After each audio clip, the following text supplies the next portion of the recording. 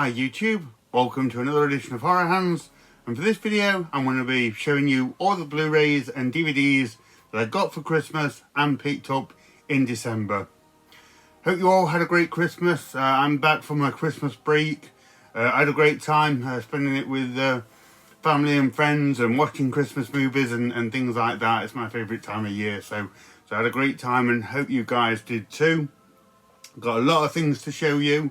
Thank you to my family and friends and everyone that bought me a horror movie for Christmas. A lot of this I did pick up myself. I'm not that popular that people would buy me this much stuff, but yeah, very thankful for everything that I got and got some cool stuff to show you. A lot of this I've not watched yet because I didn't get it until Christmas Day, but yeah, got some great things here. So yeah, everything that I got in December and for Christmas, let's get straight to it.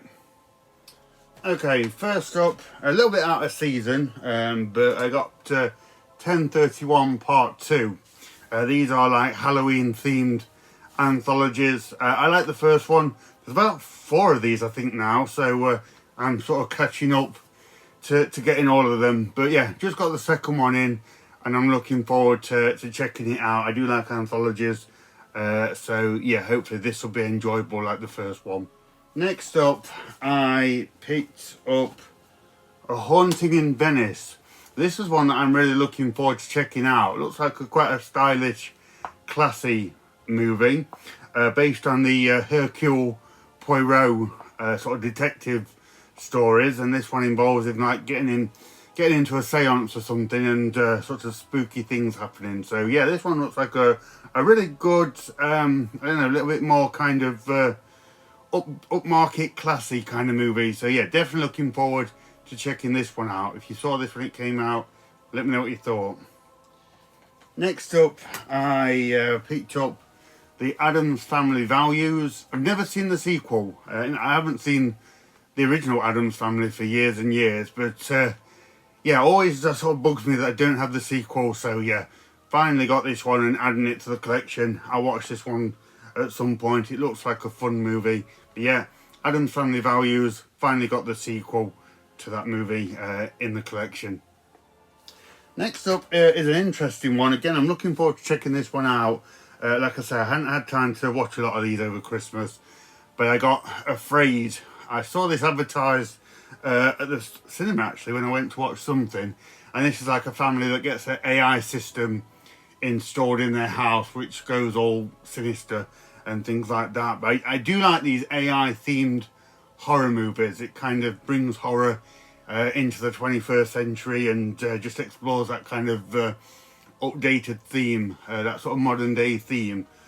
So yeah, I've not heard the best things about this one, but I am really wanting to check this one out and see what goes on. It's got the guy from American Pie as well in this, so yeah, looks like a good one. Okay, next up, this is a beefy box set that I treated myself to for Christmas from Severin. This is the All That Haunts the Hours Volume 2, the Compendium of Folk Horror. So I think this is about, was it 24 folk horror movies from all around the world, from all different decades. Very, very interesting looking box set.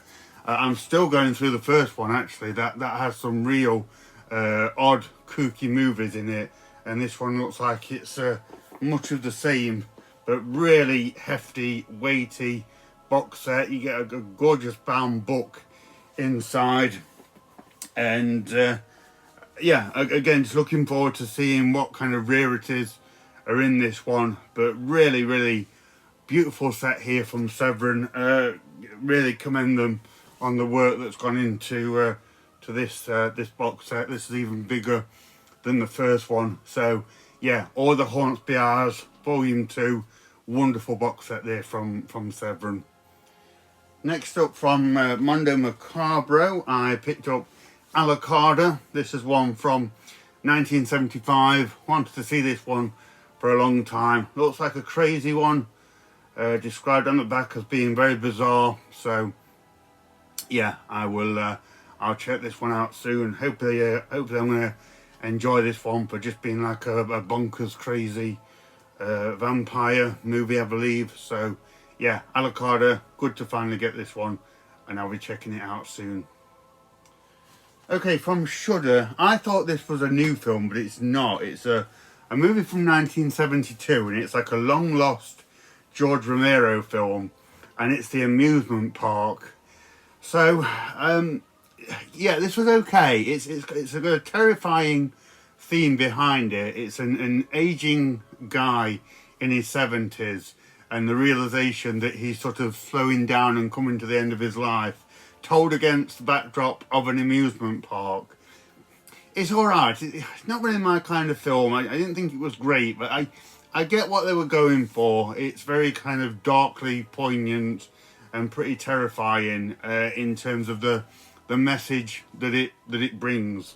Just, I don't know, as a movie, it wasn't great to watch, but I get what they were going for, and it did have a certain degree of effectiveness in its kind of the existential tale and the feelings of dread kind of that it sort of tried to put out there. So interesting movie, kind of cool that this has come to light now because it was a lost film.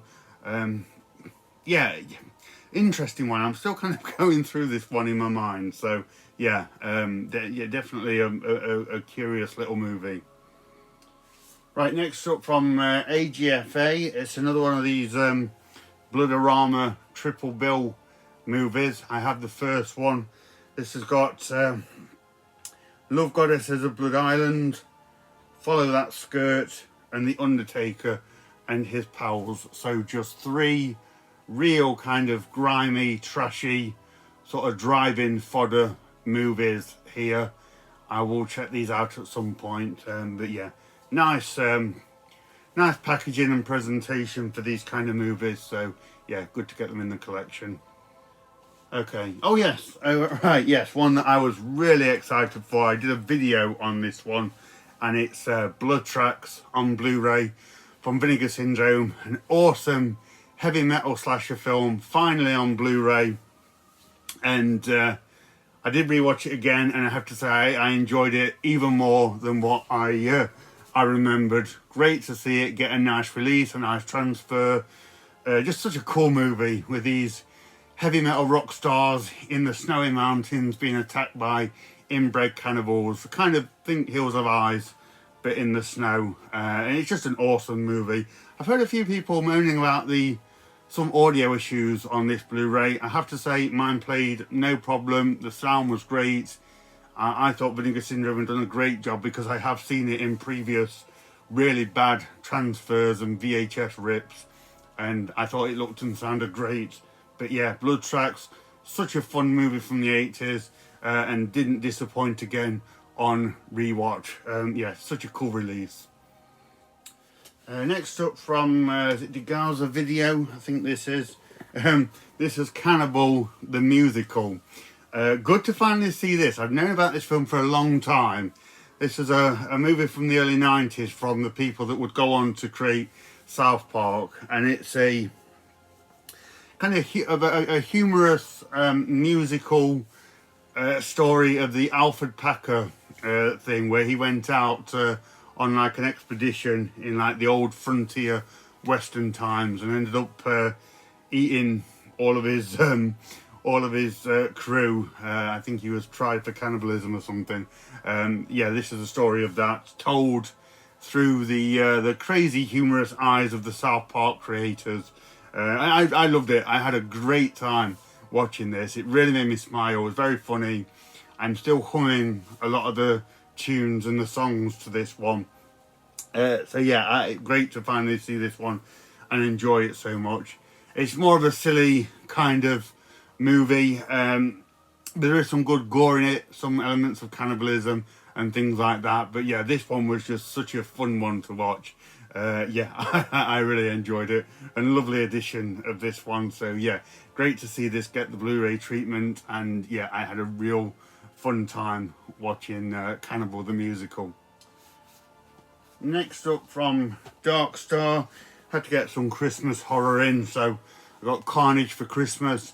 This wasn't too bad. It's like an indie movie, bit of a slasher film about someone that returns back to their hometown. They're a trans person. They were a guy, they're now a girl, which is part of the story. Which is fine. It isn't sort of, isn't sort of pushed in your face or anything like that. And there's a Santa Claus killer going around killing people that's linked to this main character. I enjoyed it for what it was. It was nothing great, but it was okay. Fun to watch at Christmas. Got a couple of decent kills in it. So yeah, not too bad for like a low budget indie horror film. Next up, more Christmas horror from Shudder. I picked up Christmas, Bloody Christmas. Haven't watched this yet. I thought it looked cool, but I heard Alan Scouser saying this was like the worst Christmas horror film he's ever seen. So I need to check it out and see for myself. I'll lower my expectations when I go into this one and check it out. I might watch it soon actually before we get into 2025 all that much, because I struggle watching Christmas films when it's not Christmas. But I am curious to see this one and see if I like it any more than what Alan did. So yeah, Christmas, Bloody Christmas looks awesome, but we'll see. Next up from Kino, this is an interesting looking one. This is the classic Ghost, which is like a long lost TV series of ghost stories. So I think recently been rediscovered and put out on Blu-ray. So yeah, cool to get this in the collection. I will be checking them out as we go forward. It's got sort of some recognisable faces and things like that in it. Susan Sarandon on the cover. So yeah, looking forward to checking out this once lost TV series and seeing what it's like. Hopefully they'll be a bit creepy, a bit scary. So yeah, the classic Ghost. Nice to see this one unearthed and put out on Blu-ray. Right, next up from this is from Cinephobia Releasing. This is a film that's made a few waves on the horror scene. This is The Coffee Table. A lot of people being really affected by this one, by what goes on in the movie, and yeah, it centres around a horrible thing that happens in this film. If you've seen it, you know. If you haven't, I won't give it away. But it's a Spanish film. A guy is a man and his wife and the newborn baby. The marriage isn't going too well, and he buys a coffee table, which sounds very random, but that's like the crux of this film. And once they buy it, their life kind of spirals out of control, mainly due to the catalyst of this horrible thing that happens. Once that happens and you know the shock of that is over, it's a bit more of a slow burn, but it still kind of keeps you on edge. It's a horrible situation to think of yourself to be in, and is very effective in that way. I thought it was okay. It did linger a bit too much for me. But there's no denying there really is a horrifying moment in this, which, like I say, if you know, you know. But I enjoyed it for what it was. I don't think I'll return to it that much because it was a bit slow in places. But yeah, real effective in what it does, and yeah, pretty dark movie. But yeah, I thought it was okay. Next up from Vinegar Syndrome, this is the 4K of Corpse Mania. It's like a Hong Kong serial killer movie. It's like all these dead bodies are being found, like all sort of mutilated and defiled and covered in maggots. It's pretty grisly, and the police are like on the hunt for who the killer might be. I thought it was okay. Not really my kind of movie, but it had some good kills in it. The killer looked pretty cool. It's got like these sunglasses on and like a hat. And yeah, lots of gruesome dead bodies and maggots everywhere and things like that. Yeah, I don't know. I wasn't just too into this one for whatever reason. But nice release, great slip cover. Did look really good in 4K.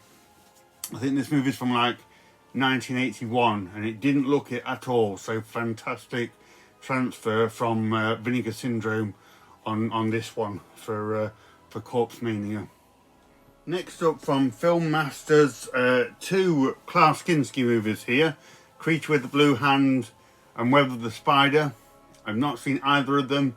Looking forward to checking them out. Klaus Kinski is a fascinating actor for me. Real kind of crazy, intense guy. But I gotta say, I do like seeing him on screen. So yeah, looking forward to checking out these two. And yeah, those will be first time watchers for me. So yeah, cool release there from Film Masters. Next up we have a absolutely gorgeous release from Radiance, a box set. This is Dei Gothic, 3 Japanese ghost stories. Beautiful looking release. For this you get The Brides of Hades, The Snow Woman and The Ghosts of Yotsuya. So yeah, all first time watchers for me, these will be. Looks great. Hopefully they'll be quite like, you know, atmospheric kind of quite nice sort of cinematography and that kind of thing. Love the cover, quite elegant yet creepy. So yeah, really looking forward to getting into this box set and checking it out. I might see if I can like watch all 3 and do like a review of this, because I certainly am curious to know what these are like. So if you are too, yeah, stick around. I'll hopefully be talking about these a bit more on the channel. Next up is a much anticipated release, I have to say. A movie that I've wanted to see for years and years. Dawn of the Mummy. Finally got it in a really nice edition. This is a Section 3 video nasty, so somewhat infamous yet very elusive over the years. So when I saw this was coming out, I really wanted to get it. I did watch it, and yeah, I really enjoyed it. Really liked Dawn of the Mummy. Before I watched it, I was getting kind of like Jess Franco, Oasis of the Zombie vibes. I was expecting this to be a very kind of slow burn movie, and it is in places. It could do with kicking it up a notch at certain times, but the last half an hour of this movie is fantastic. And rather than kind of Jess Franco, this one had more of like a Lucio Fulci feel to it, which was definitely a welcome thing. So yeah, Dawn of the Mummy, great to finally watch this, and I did enjoy it. The mummy creatures in it were great. There's a few kind of like zombie creatures, some good gore, lots of gore for a mummy film. Great locations. Yeah, other than dragging in a few places, yeah, I thought this one was great. So yeah, great to finally check out Dawn of the Mummy. Next up from Criterion, I picked up Demon Pond. This looks like a Japanese folk horror type movie. Very curious to check this one out. Haven't heard anyone really talk about this one, so I know nothing about it. So yeah, we'll definitely check this one out soon and see what it's like. But again, definitely looks like an interesting one. Next up, I picked up The Exorcism with Russell Crowe.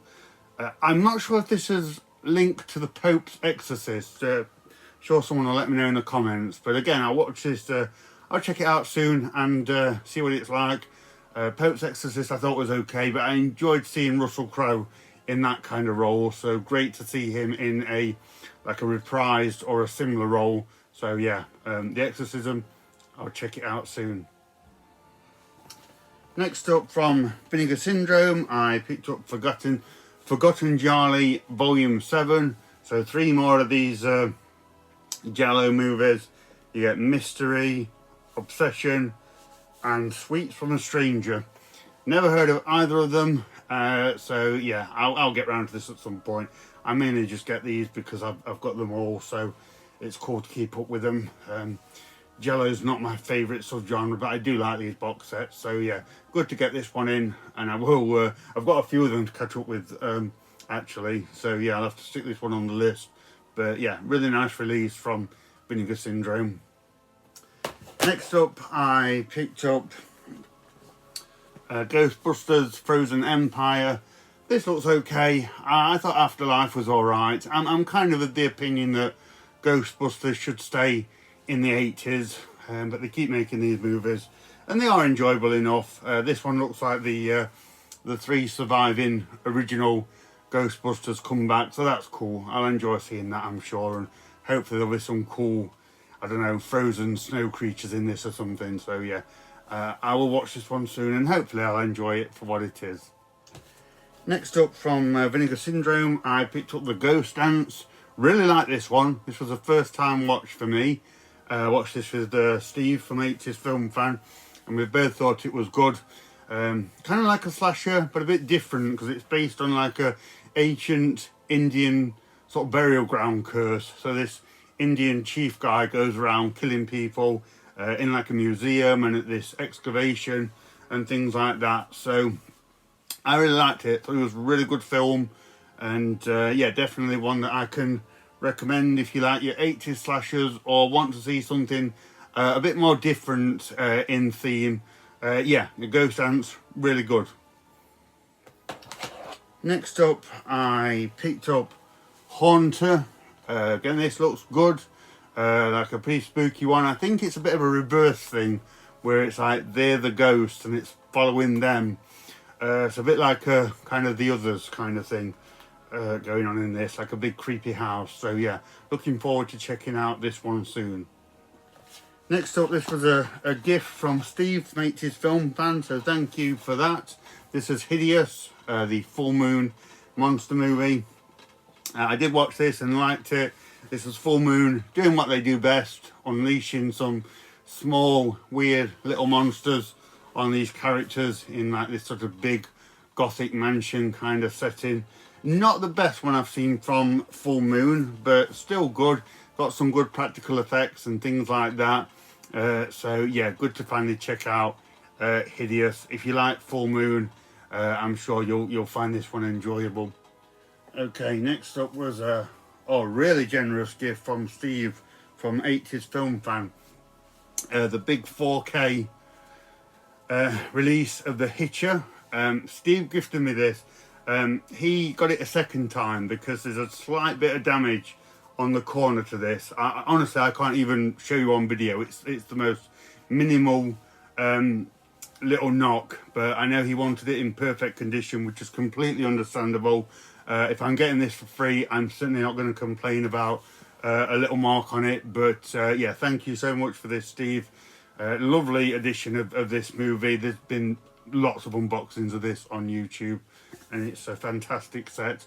I'm looking forward to checking out The Hitcher. I've not seen it in a long time, but amazing performance from Rutger Hauer as the crazy Hitcher in this. Maybe his best performance that he's done. He's done some good movies. So yeah, fantastic edition. Really looking forward to watching this again, and thank you, Steve, for gifting me this. Yeah, absolutely fantastic. Next up from Warner Brothers, I picked up Isle of the Dead. This is one from the 40s with Boris Karloff.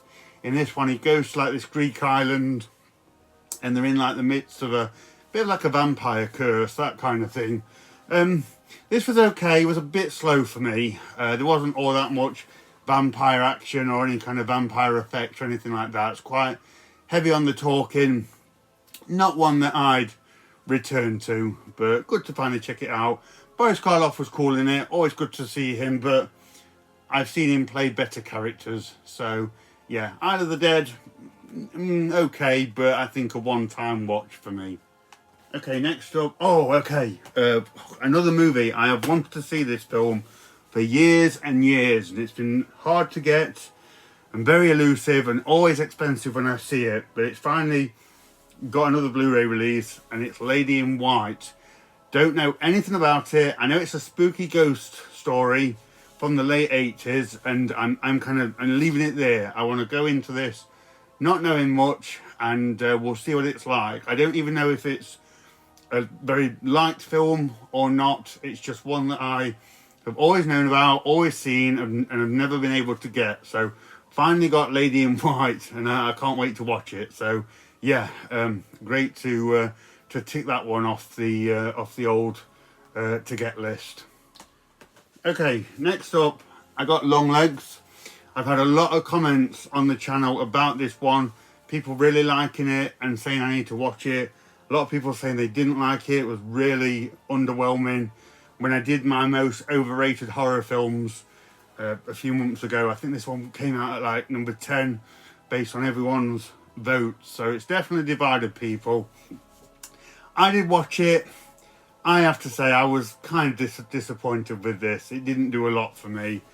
I like Nicolas Cage in it. I thought he was great. Definitely something different for him, and he was effectively creepy. But it was a bit too slow. Really dragged for me. Just was very kind of morose in tone.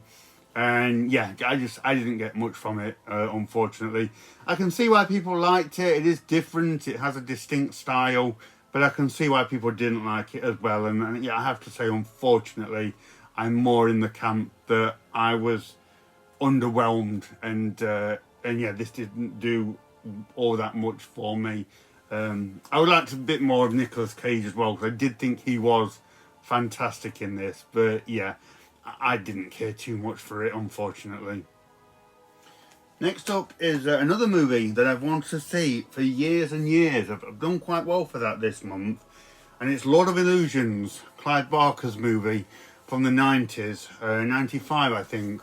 Never seen this one. I did see it numerous times on TV. It used to be on like Sci-Fi Channel and things like that late at night. So I would see that it was on, but never actually sat down and watched it. So yeah, great to finally get it. This is the director's cut, which is over 2 hours long, I think. So I need to find the time to sit down and watch this one. But yeah, can't wait to watch Lord of Illusions, because like I say, it's just one of those titles that was bandied about a lot when I was growing up, and I've never seen it. So yeah, great to finally get this one. Next up, I picked up Ma. Not seen this one, but I always thought Octavia Spencer looked really creepy on this cover. So I kind of want to check it out and see what's what with this one and what goes on. So yeah, I'll be checking this one out soon. Okay, next up I picked up Maxine, I think the final film in the trilogy. I'll be honest, I'm not a big fan of these. I didn't particularly like X. I thought Pearl was okay, so I'll check this out and see what it's like. You know, hopefully I might like it more than the other two. Kevin Bacon's in this, which is awesome.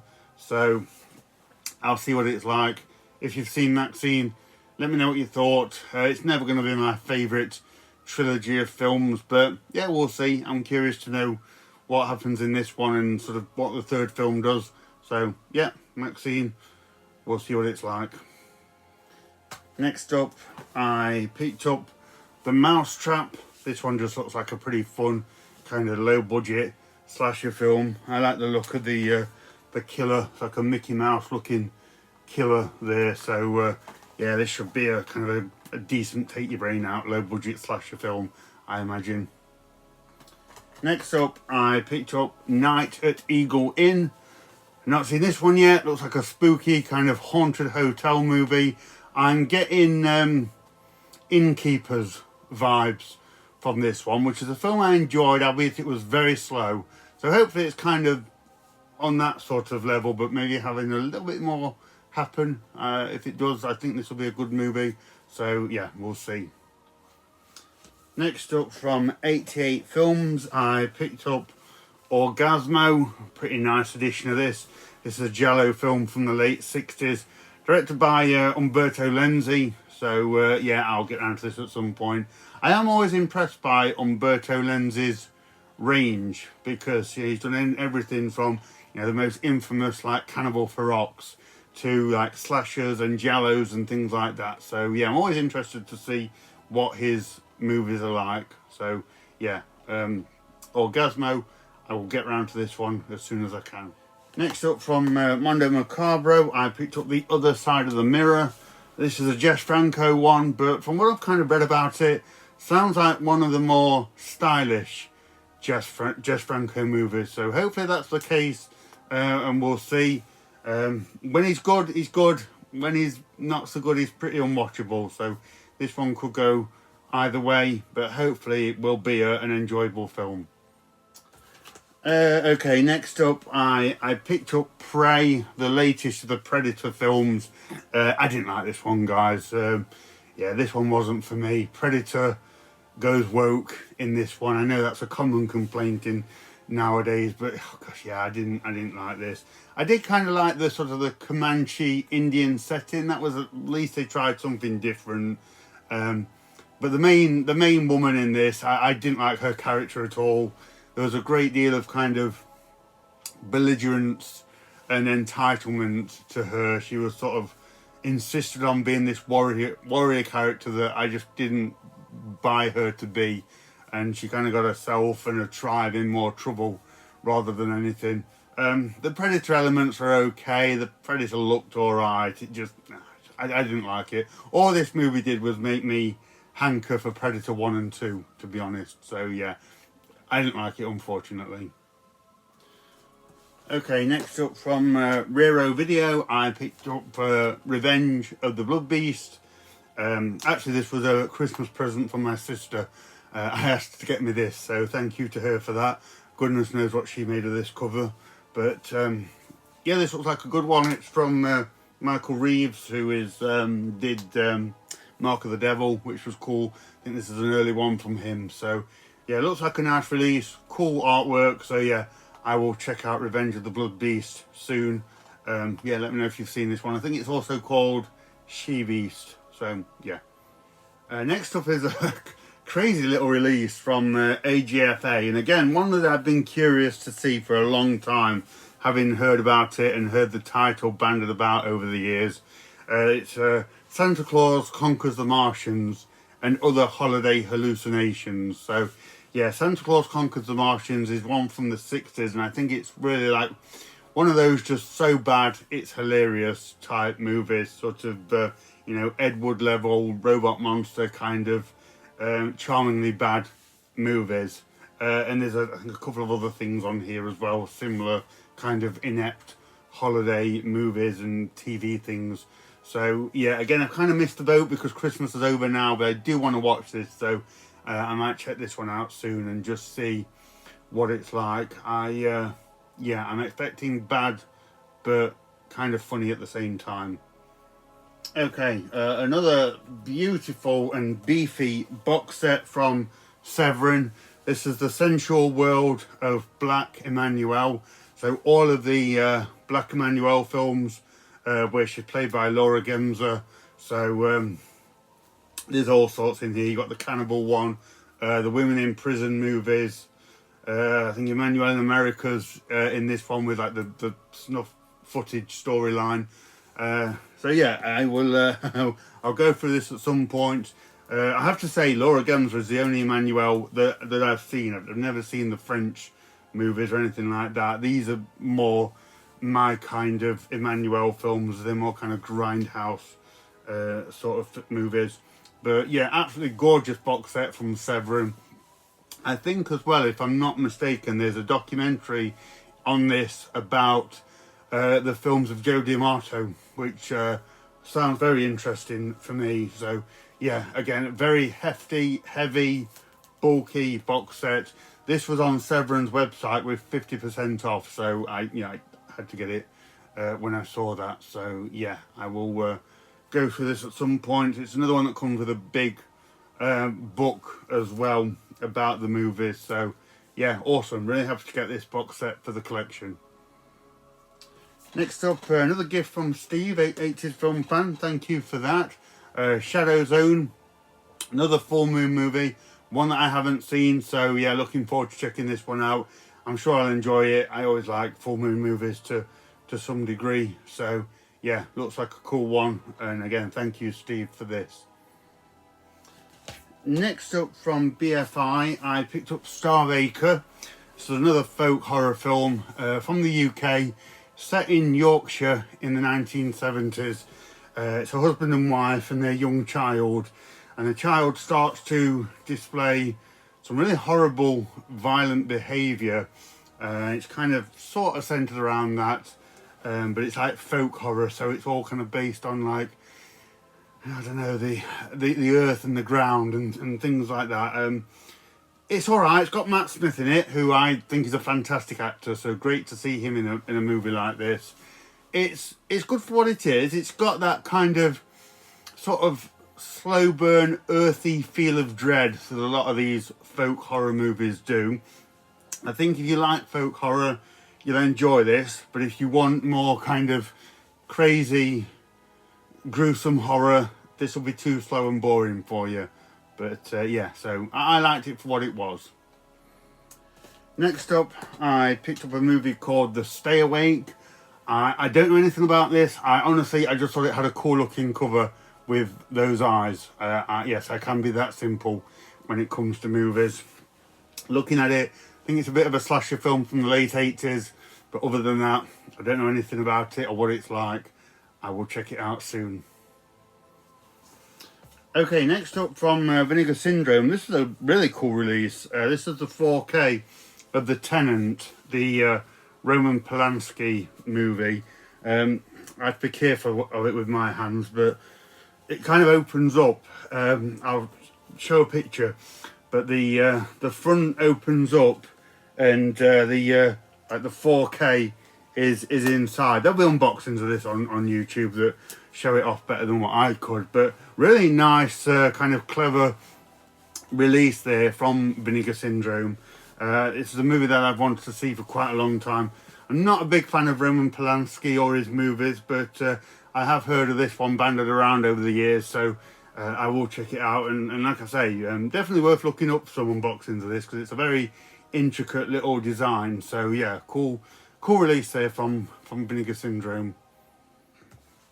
Okay, next up, I picked up Trap, the new film from M. Night Shyamalan. Watched this the other night, watched it with my dad, which was cool. I really like this. I thought this was fantastic.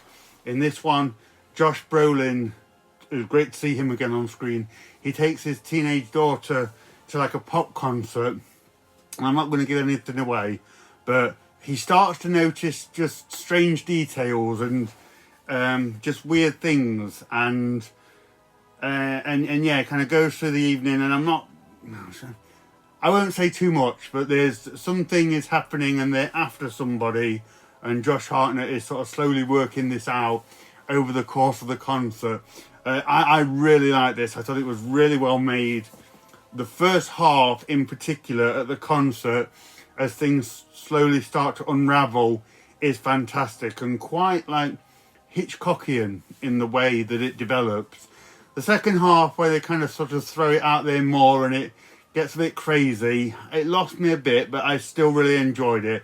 But the first half of this at the concert was just edgy, see, really intriguing stuff. So yeah, I thought this was excellent, and I know my dad enjoyed it too, which was good. So yeah, I definitely recommend Trap.